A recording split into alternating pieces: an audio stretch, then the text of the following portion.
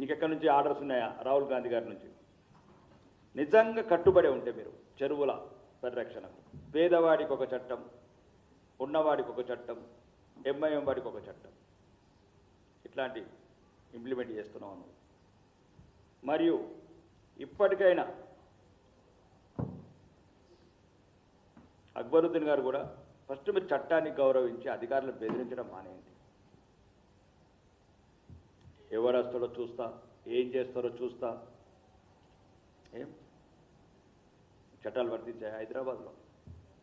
ఇట్లనే బెదిరిస్తావా?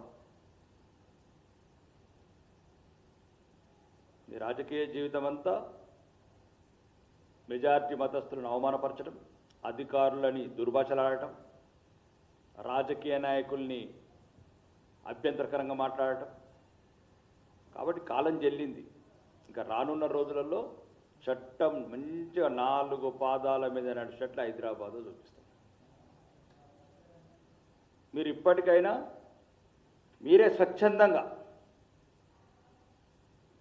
ఆదర్శంగా ఉండండి. 6వసారి గెలిచిన రాజకీయ నాయకుడిగా మీరే సొంతంగా ఏదైతే చెరువు కబ్జా చేసి 1000 కోట్ల ఆస్తులు కబ్జా చేసినో అవి కూలగొట్టేయండి. ఎక్కడైతే ప్రభుత్వ అనుమతులతోని అన్ని క్లియర్ టైటిల్, ఎట్లన్నా మీకు వేలాది ఎకరాల భూములు ఉన్నాయి, ఎక్కడైనా ఒకసారి క్లియర్ టైటిల్ ఉన్న దగ్గర కట్టియండి. అట్లాంటి ఒకటి కాకపోతే 100 కట్టండి, 100 కాకపోతే 1000 కట్టండి. దానివల్ల ఎటువంటి అభ్యంతరం లేదు. మేము కూడా సహకరిస్తాం వచ్చింది, ఎందుకంటే పేద పిల్లలే కాబట్టి. నువ్వు ఎట్లయినా సెక్యులర్ రాజకీయ నాయకుడు కాబట్టి కొద్దిగా హిందువులకు కూడా కట్టు. ముస్లిం పిల్లలకి అంటున్నావు, సరే హిందూ పిల్లలు కూడా ఉన్నారు భారతదేశంలో. నీ కాన్స్టిట్యున్సీలో చార్మినార్లో నేను 6 సార్లు హిందువులు నిన్ను కూడా కొన్ని ఓట్లేసి గెలిపించారు. నువ్వు కూడా కొద్దిగా హిందూ పిల్లలు కూడా పేద పిల్లల పట్ల ఆలోచన. ఎంతసేపు ఒక శాసనసభ్యుడిగా, సీనియర్ రాజకీయ నాయకుడిగా, ఎంతసేపు ఒక మత నాయకుడిగా, మౌల్వీలాగా మాట్లాడడం తగ్గించు. మౌల్వీల భాష, ముల్లాల భాష వేరే ఉంటుంది. ఒక సీనియర్ రాజకీయ నాయకుడిగా, ఒక లండన్లో ఉన్నత చదువులు చదివిన వ్యక్తిగా ప్రజలందరినీ కొద్దిగా సమానం చూడటం అలవాటు చేసుకోండి. ఈ ప్రభుత్వాన్ని ఒకటే అడుగుతున్నాం, ఒకవేళ ఇప్పటి నుంచి మీ బుల్డోజర్లు పేదవాళ్ళ మీద నేను నడుస్తాయా, విఐపీలు, వివిఐపీలు, ఎంఐఎం మీద పని చేయ?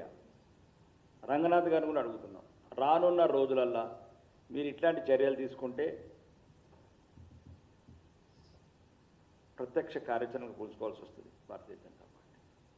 చట్టం కొందరికే పరిమితం చేస్తావా నువ్వు, లేకపోతే అందరికీ వర్తింపజేస్తావా?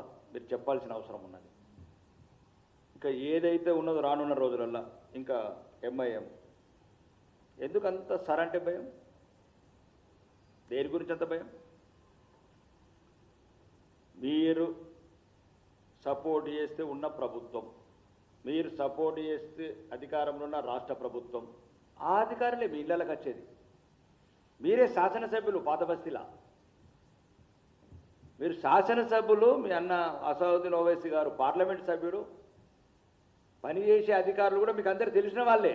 వాళ్ళని చూసి కూడా భయపడుతున్నారు. చివరికి సరు మీద లేనిపోని అపోహలు, లేనిపోని అబద్ధాలు తగ్గించుకోండి.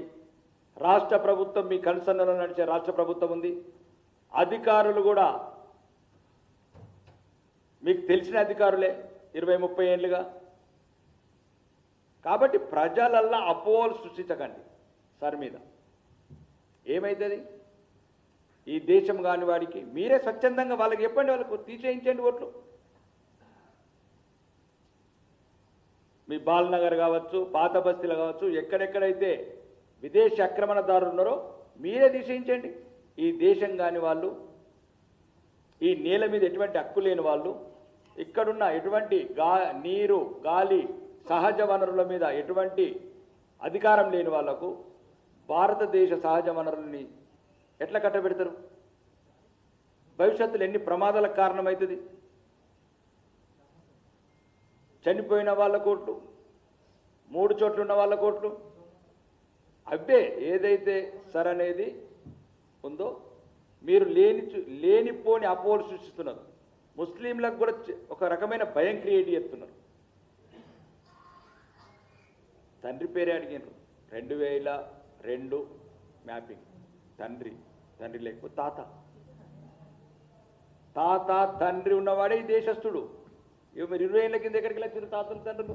ఎవడో బంగ్లాదేశ్కి వచ్చిన వాళ్ళ గురించి, బయటి దేశాలకు వచ్చిన గురించి దయచేసి సపోర్ట్ చేయకండి. రెండోది, ఈ బెదిరింపు రాజకీయాలు మానుకోండి.